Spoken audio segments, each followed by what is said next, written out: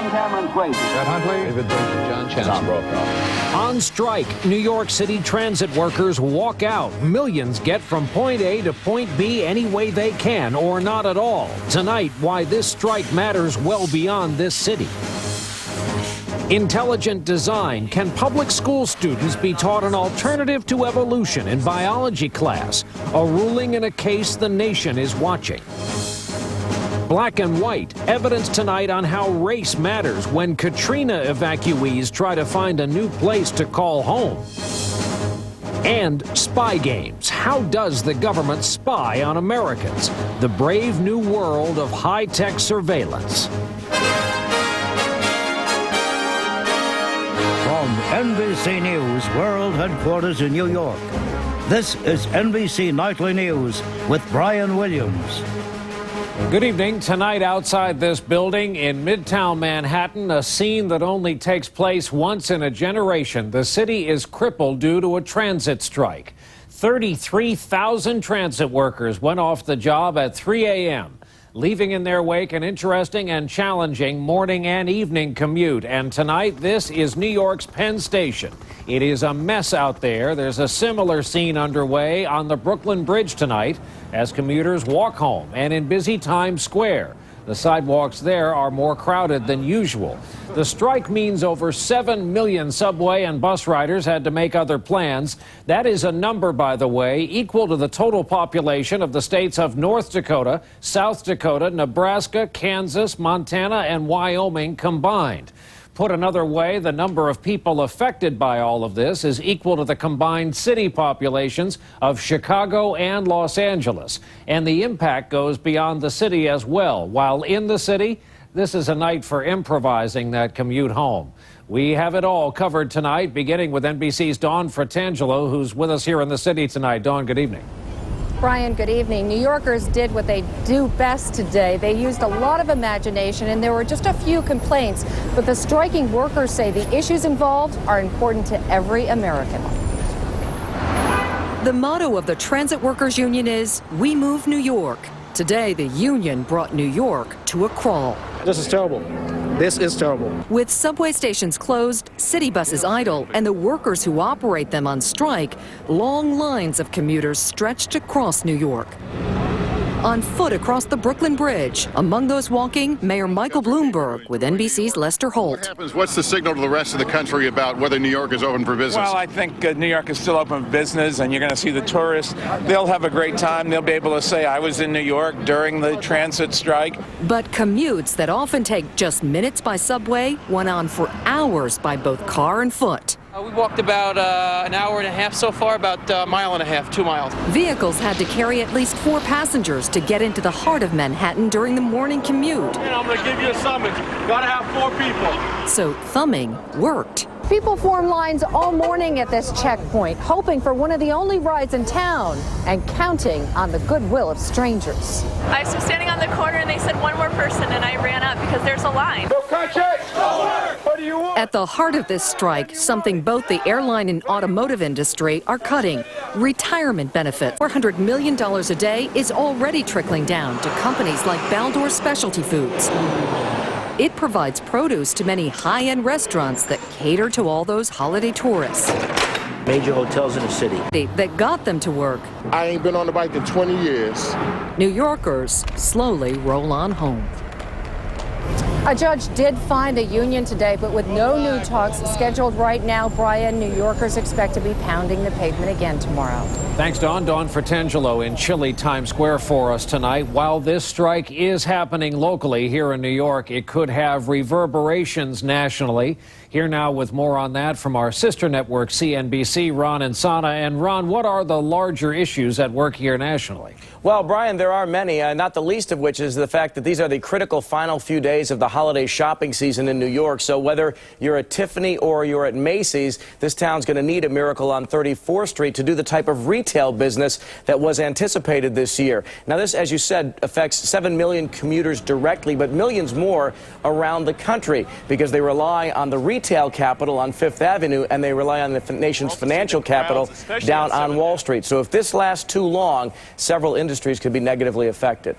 What are the other issues folks like you will be watching as this goes on? Well, Brian, as you know, the New York City transit workers are fighting for health care, pension, and other types of retirement benefits. They want those secured. And this is type of maybe a template for other government and corporate negotiations that may go on down the road. So this strike, in fact, may set the tone for other benefit and pay packages around the country. Now, it's getting more difficult for many cities to deal with issues like these. Duluth, Minnesota, for instance, spends a third of its budget on retirement health care benefits. They say that's simply unsustainable. And Ron, if this goes a while, even if it doesn't, what's the long-term effect of what's happening now? Well, the long-term effect is indeed this could lead to a kind of a wage price spiral if benefits were to go up rather significantly.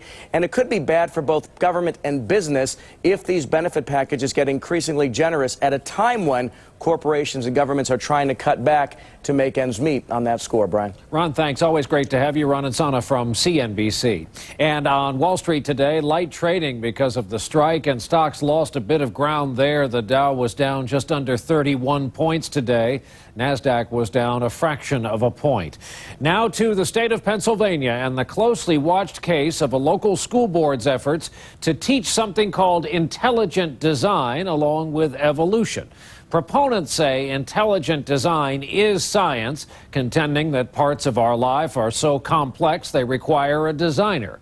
But a federal judge said today he didn't buy it. Here is NBC News chief science correspondent Robert Bazell. Today's decision involves the tiny town of Dover, Pennsylvania. Robert Bazell, NBC News, Harrisburg, Pennsylvania. Now to the issue that has taken up a lot of our attention here for the past several days, domestic spying on Americans by the U.S. government. President Bush has been defending the secret program he approved after 9/11, insisting he does not need approval from the courts to eavesdrop on Americans' phone calls to overseas locations during the war on terror.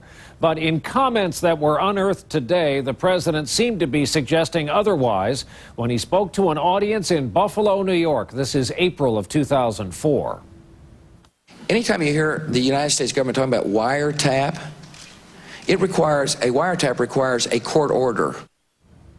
The White House says the president was speaking there specifically about the Patriot Act at that event and was not in any way misleading. All of this, however, raises a question about how the U.S. goes about spying on people these days.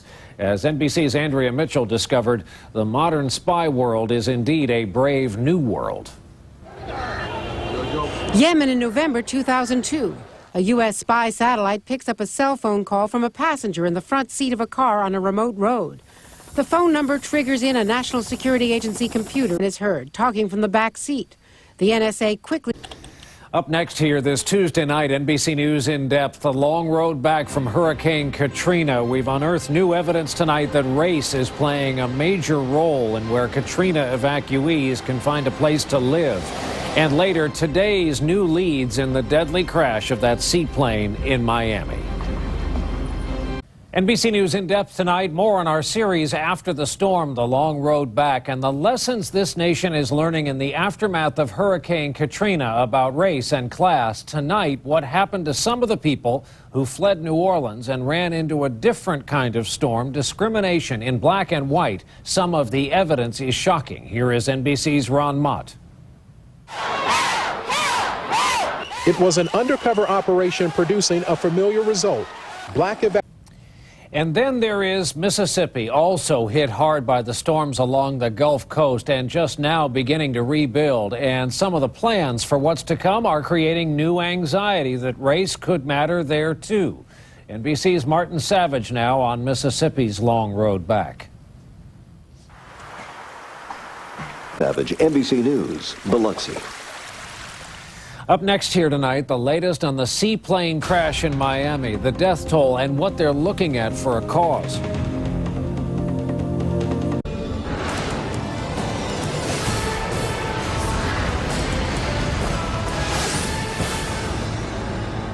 Senior News tomorrow. In the waters off Miami Beach today, federal investigators tried to remove the cockpit voice recorder from a seaplane that crashed late yesterday, killing all on board. They determined, however, that they won't be able to get to it until the plane is on land and tonight the retrieval process is underway. NBC's Mark Potter has the very latest on the investigation. Late this afternoon, a salvage company began lifting the wreckage of Chalk's Ocean Airways Flight 101 from the bottom of a Miami shipping channel. They're bringing up the wing right now. Investigators Fresh and sobering evidence tonight that more and more of this nation's young people are out of shape. According to a new study, about a third of American teenagers would flunk a treadmill fitness test. The test involves walking on a treadmill that becomes faster and steeper after about a 2-minute warm-up. 34% of girls and boys between the ages of 12 and 19 scored poorly on the test. We'll be back in a moment with what we were talking about back in 1980. Finally tonight, parts of this city were so quiet today, we actually had time to think about what things were like on this broadcast the last time this city was crippled by a transit strike. Here now is how NBC Nightly News reported it, and just for fun, we'll begin with the commercial that preceded the news. Only from Cadillac, the front-wheel drive Eldorado, one of the world's best engineered cars. Only from Cadillac, luxury cars with diesel availability across the entire line. Available now only at your Cadillac dealers. New Yorkers know how to cope because every day they have to cope with something. Today it was a transit strike, but who knows what it'll be next. 3 million people who usually ride buses and trains had to get there some other way. The late, great David Brinkley anchoring NBC Nightly News on the first day of April 1980. That day, by the way, would be remembered for the fashion history made on that day. It was the first time New Yorkers remember seeing masses of women in their work clothes ditching their shoes for sneakers during their commute. It was a new look back then, but it was that or a long walk across the Brooklyn Bridge in high heels, after all, which somehow brings us to present day. That is NBC Nightly News for this 20th of December, 2005. I'm Brian Williams. Thank you for being with us. We'll look for you right back here tomorrow evening. Good night.